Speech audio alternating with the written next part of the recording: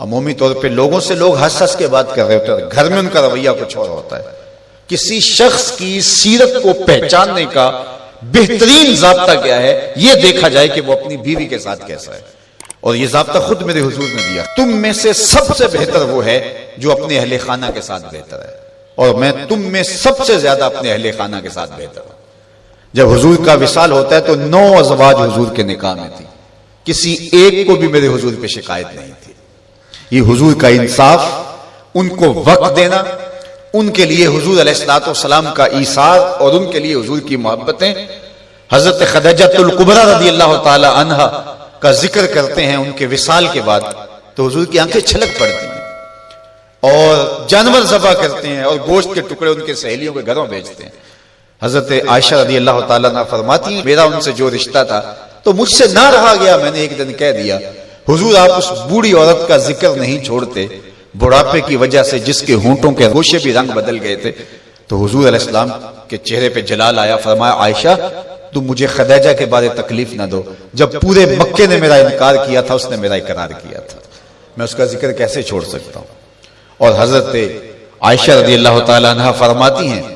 کہ حضور تشریف لائے اور میں آپ خورے میں پانی پی رہی تھی، تو حضور نے مجھے دیکھا تو دودھ سے کہا عائشہ تھوڑا سا پانی میرے لیے بھی چھوڑنا، تو فرماتی ہے میں نے پانی چھوڑ دیا، حضور نے میرے ہاتھ سے اب خورا لیا، پینے لگے تو پھر رک گئے اور میرے سے مخاطبہ کرتے ہوئے کہا حمیرہ، یہ حضور لاڈ سے نے کہا کرتے تھے، حمیرہ ذرا بتانا تم نے ہونٹ کہاں لگائے تھے، میں وہاں ہونٹ رکھ کے پانی پینا چاہتا ہوں، مجھے یہ بتاؤ اگر شوہر کا رویہ بیوی کے ساتھ یہ ہوگا تو گھر جنت کا ٹکڑا بنے گا یا نہیں بنے گا؟ تو تم میں سے بہتر وہ ہے جو اپنے اہل خانہ کے ساتھ بہتر ہے۔ سب سے پہلے آپ کے اہل خانہ آتے ہیں، آپ کے ماں باپ آتے ہیں،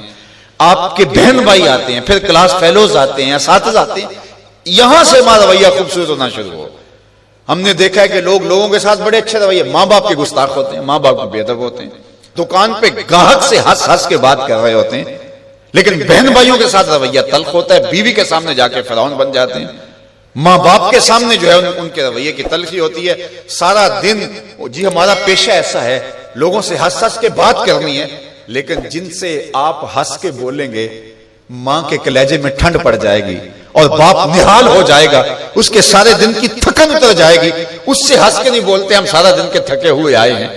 سارا دن کس کس سے ہنس ہنس کے بولتے رہے ہو، یہ تمہارا اخلاق نہیں تھا، یہ تمہاری بناوٹ تھی، یہ تمہارا تصنع تھا۔ جو اخلاق ہے وہ حقیقت میں اس کا روپ نظر آتا ہے اپنے ماں باپ کے ساتھ، اپنی بیوی کے ساتھ، اپنے بچوں کے ساتھ، اپنے کلاس فیلوز کے ساتھ، اپنے دوستوں کے ساتھ، اپنے اساتذہ کے ساتھ۔ اگر تمہارا رویہ ٹھیک ہو گیا تو پھر تمہارا دوسرے لوگوں کے ساتھ رویہ بھی ٹھیک ہے، لیکن اگر ان کے ساتھ رویہ ٹھیک نہیں، دوسروں کے ساتھ رویہ آپ کا اچھا ہے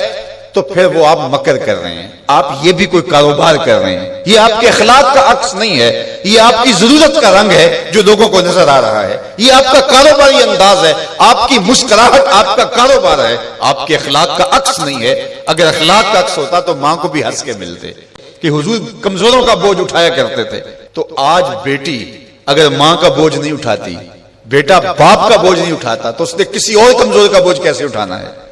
ماں گھر میں تھکی ہے سارے دن سے اور بیٹی جو ہے وہ آئی ہے اور وہ بھی ماں سے مطالبہ کرتی ہے کہ میری ضرورت میرے بستر پہ، میرے ٹیبل پہ پوری کرو، اور تھکی ماندی سارے دن کی ماں کی وہ مدد کرنے کے لیے تیار نہیں ہے، تو جو سکی ماں کی مدد نہیں کرے گی اور جو بیٹا سکے باپ کی مدد نہیں کرے گا تو وہ کسی کی مدد نہیں کر سکتا۔ آغاز یہاں سے ہوتا ہے، یہاں سیرت کا حقیقی رنگ نکلتا ہے جس سے ہماری طبیعتوں کے اندر وہ چیز عملاً راسخ ہوتی ہے۔ اس لیے میں اور آپ حضور کی سیرت کو اپنی روح کے اندر اصل طور پہ اتاریں اور وہ ہمارا جزو لا ينفک بن جائے، وہ ہماری فطرت ثانیہ بن جائے، وہ ہماری عادت کا حصہ بن جائے، اور وہ خوشی اور وہ مسکراہٹ جو محض کاروبار کے لیے اور عادت کے لیے نہ ہو بلکہ انسان کی طبع کا حصہ ہو، وہ آپ کے غم غلط کرے گی، وہ آپ کو طمانیت قلب دے گی، وہ آپ کو قرار باطن عطا کرے گی۔ ویسے ہنس ہنس کے بولیں تو وہ ایک مکر ہوگا، اس سے تو جبڑے تھک جائیں گے، اس سے تو جو ہے وہ آپ کو کچھ فائدہ ہونے والا نہیں ہے۔ تو آئیے میں اور آپ اپنے آپ کو حقیقی عملی زندگی کی طرف لے جائیں۔